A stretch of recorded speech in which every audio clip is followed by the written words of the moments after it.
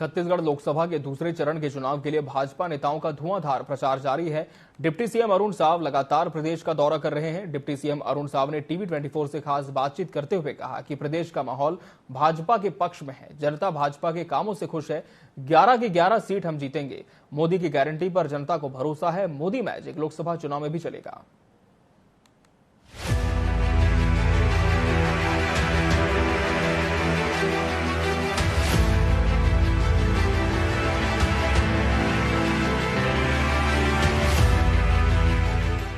छत्तीसगढ़ लोकसभा के दूसरे चरण के लिए भाजपा नेताओं का धुआंधार प्रचार जारी है। डिप्टी सीएम अरुण साव लगातार प्रदेश का दौरा कर रहे हैं। डिप्टी सीएम अरुण साव ने टीवी 24 से खास बातचीत करते हुए कहा, प्रदेश का माहौल भाजपा के पक्ष में है। जनता भाजपा के कामों से खुश है। 11 की 11 सीटें हम जीतेंगे। मोदी की गारंटी पर जनता को भरोसा है। मोदी मैजिक लोकसभा चुनाव में भी चलेगा। टीवी 24 का खास कार्यक्रम नेताजी में आज है हमारे साथ भाजपा के वरिष्ठ नेता और प्रदेश में डिप्टी सीएम है अरुण साव जी।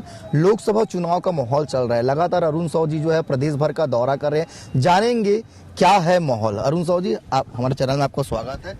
लगातार आप दौरा कर रहे हैं प्रदेश के तमाम लोकसभा सीट में, क्या माहौल देख पा रहे हैं? आपके सभी दर्शकों को राम राम, जय जोहार। छत्तीसगढ़ में भारतीय जनता पार्टी की सरकार बनने के बाद आज एक बहुत उत्साह का वातावरण छत्तीसगढ़ में है। जहां तक लोकसभा चुनाव का विषय है तो पिछले 10 सालों में नरेंद्र मोदी जी की सरकार ने जो काम किया है, आम लोगों के जीवन में परिवर्तन लाने का काम, आम लोगों के जीवन को सुलभ बनाने का काम, और जिस तरीके से दुनिया में भारत का मान सम्मान और गौरव बढ़ा, जिस तरीके से देश की अर्थव्यवस्था मजबूत हुई, जिस तरह से देश को आंतरिक और बाह्य रूप से सुरक्षित किया, और इसलिए देश की जनता स्वयं चाहती है कि नरेंद्र मोदी जी तीसरी बार देश के प्रधानमंत्री बने और देश की जनता, प्रदेश की जनता एक कदम आगे बढ़कर नरेंद्र मोदी जी के लिए काम कर रही है।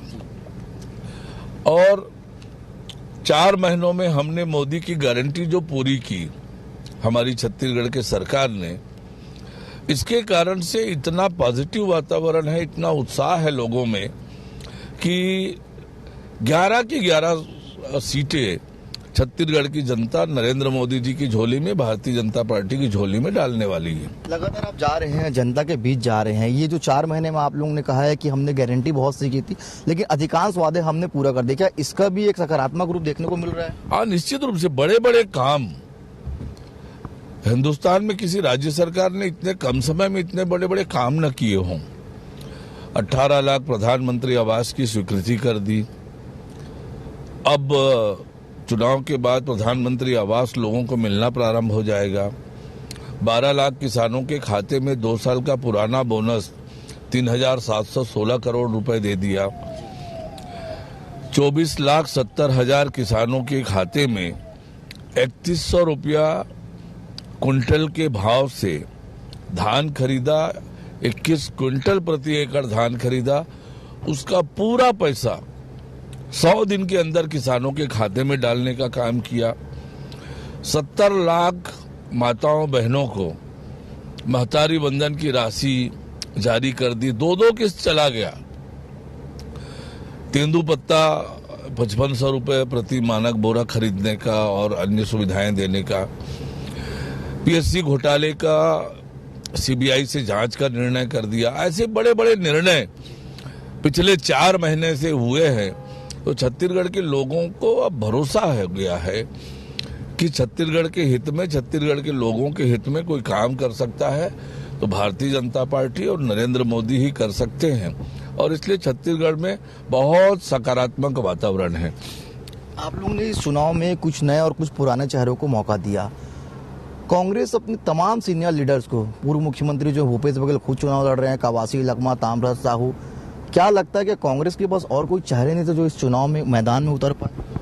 ये सही है कि देखिए 2018 के विधानसभा चुनाव में कांग्रेस पार्टी 68 सीट जीतकर सरकार बनाई थी।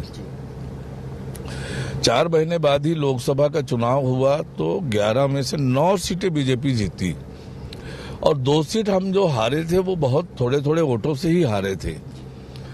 और आज जो कांग्रेस के हालात है, कांग्रेस में भगदड़ मची हुई है, कांग्रेस की टिकट पर कोई चुनाव लड़ने को तैयार नहीं थे और कांग्रेस ने अपने बड़े नेताओं को चुनाव के मैदान में उतारा है।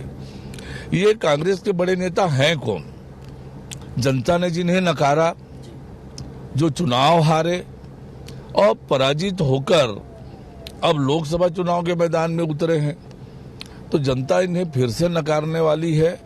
ये नकारे हुए लोग हैं, हारे हुए लोग हैं, फिर से हारेंगे और जनता एक बार जिन्हें नकार दी फिर वो जनता के बीच में है, फिर नकारे जाएंगे और भाजपा 11 की 11 लोकसभा सीट जीतने वाली है। सर, हमने देखा है कि जब 2018 में कांग्रेस की सरकार है, आप लोग विपक्ष में थे, लेकिन 5 साल में भी आप लोगों के जो कार्यकर्ता हैं, नेता हैं, डगमगाए नहीं। क्या कारण है कि कांग्रेस में विस्फोटक जैसी स्थिति हो गई है? हर कोई कांग्रेस छोड़ के जा रहे हैं। पिछले 5 सालों में सरकार नहीं चली है, करप्शन का अड्डा चला है, करप्शन का खेल चला है, घोटाले दर घोटाले हुए हैं, लूट मची थी, जो जितना लूट सकता है लूट ले।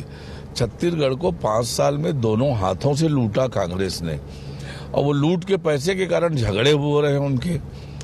और आज जिस प्रकार से आपस में सिर फुटौल कांग्रेस में मची है, जिस प्रकार से भगदड़ मचा है कांग्रेस में, रोज सैकड़ों नेता कांग्रेस छोड़कर भाजपा में आ रहे हैं, तो आज कांग्रेस की बुरी हालात है और जनता भी दूर जा चुकी है कांग्रेस से। कांग्रेस के पास न नेतृत्व है, न नीयत है, न काम है। और आज जनता में जो स्थिति है, लोकसभा में नेता प्रतिपक्ष बनाने की स्थिति कांग्रेस की नहीं होने वाली है और इसलिए कांग्रेस समाप्ति की ओर बढ़ रही है। जब भूपेश जी तो ये कह रहे हैं कि मैं आज भी भारतीय जनता पार्टी के लिए एक चुनौती के तौर में हूं, इसलिए तमाम ताकतें जो है राजनांदगांव में झोंक दे रहे हैं। देखिए, हम तो हर चुनाव को गंभीरता से लेते हैं, पूरी ताकत से लड़ते हैं। कोई किसी चुनाव को हम सहजता से नहीं लेते, प्रत्याशी कोई भी हो। पर आज भूपेश बघेल की हालत राजनांदगांव में खराब है। राजनांदगांव के लोग पूछ रहे हैं कि राजनांदगांव के साथ मुख्यमंत्री रहते हुए उन्होंने जो अन्याय किया, उपेक्षा किया, अपमानित किया राजनांदगांव के लोगों को, राजनांदगांव की जनता पूछ रही है, उनसे प्रश्न कर रही है। और आज क्या वो लोग जिनको इन्होंने प्रधानमंत्री आवास से वंचित किया, वो क्या उन्होंने वोट देंगे?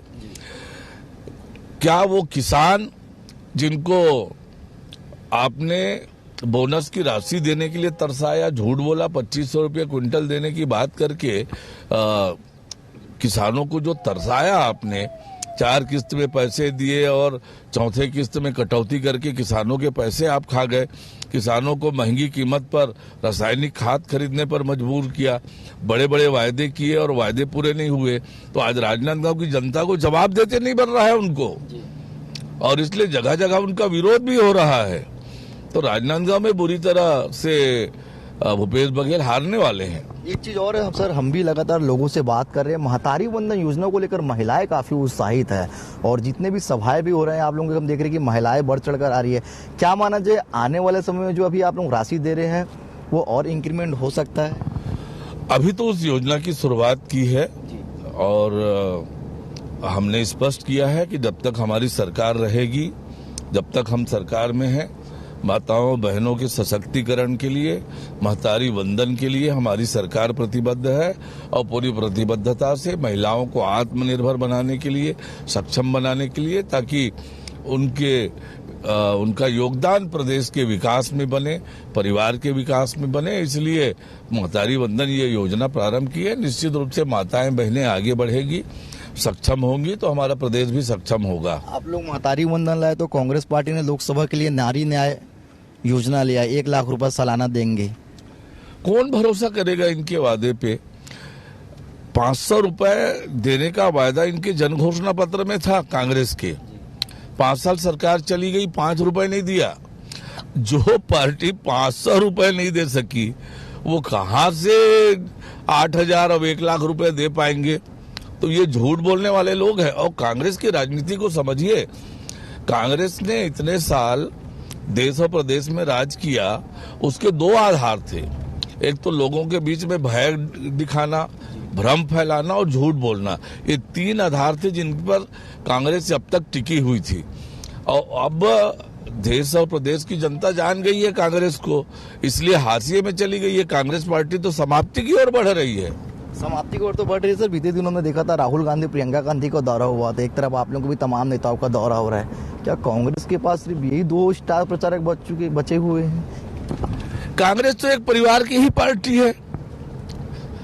कांग्रेस एक परिवार की पार्टी है, परिवारवादी पार्टी है। वही परिवार सब कुछ है। और देखिए, आज मल्लिकार्जुन खड़गे जरूर कांग्रेस के अध्यक्ष हैं, पर यात्रा निकालना है पार्टी की ओर से तो कौन निकाल रहे हैं? राहुल गांधी।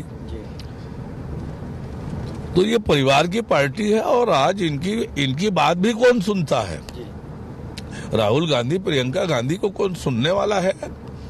कोई सुनेगा भी तो इनको वोट देने वाले हैं। तो कांग्रेस तो समाप्ति की ओर बढ़ रही है। अच्छा, कांग्रेस जो है सर कह रही है कि अधिकांश सीट जो है इस समय हम जीत रहे हैं लोकसभा में। हालांकि हम लगातार पिछले चुनाव में देखे, लोकसभा में बहुत ज्यादा सीट मिल नहीं पाया कांग्रेस को। इन दावे को कैसे देखते हैं आप? विधानसभा चुनाव के समय क्या दावा किया था इन्होंने? अब की बार 75 पार, 75 पार, 75 पार हो गई कांग्रेस। तो ये तो झूठ बोलना, भ्रम फैलाना, ये कांग्रेस की आदत रही है। और कांग्रेस और क्या बोलेगी? 11 सीट हार रहे हैं, ये तो बोलने वाले नहीं है। तो ये तो शून्य पे आउट होने वाले हैं। छत्तीसगढ़ में 11 की 11 सीट भारतीय जनता पार्टी जीतने वाली है। राजनांदगांव को भी आप इजी वे पे लेते हैं? देखिए, मैंने आपको कहा कि हम किसी चुनाव को, किसी प्रतिद्वंदी को कमजोर नहीं आंकते हैं, पर जो आंकड़े हैं, जो सच्चाई है, जो तथ्य है, वो बताता है कि राजनांदगांव भारतीय जनता पार्टी 100% जीतने वाली है। जीतने में कोई संशय हमें नहीं है। मतलब माना जाए मोदी का मैजिक और मोदी की गारंटी छत्तीसगढ़ में भी चलने वाला है? बिल्कुल चलने वाला है, बिल्कुल चलने वाला है। पूरी दुनिया में चल रहा है, देश में चल रहा है, तो छत्तीसगढ़ में भी चलने वाला है। तो ये थे हमारे साथ डिप्टी सीएम अरुण साव जी, लगातार प्रदेश का दौरा कर रहे हैं। उनका साफ तौर पर कहना है कि मोदी की गारंटी के तहत जो हमने काम किया है उसका जादू निश्चित तौर पे चुनाव में चलेगा और मोदी मैजिक साफ तौर पे छत्तीसगढ़ में भी देखने को मिल रहा है। और इनका दावा है कि 11 की 11 सीट हम छत्तीसगढ़ में निश्चित तौर पर बड़े लीड के साथ जीतेंगे। कैमरा पर्सन गणेश के साथ मैं कुलेश्वर पांडे, TV 24।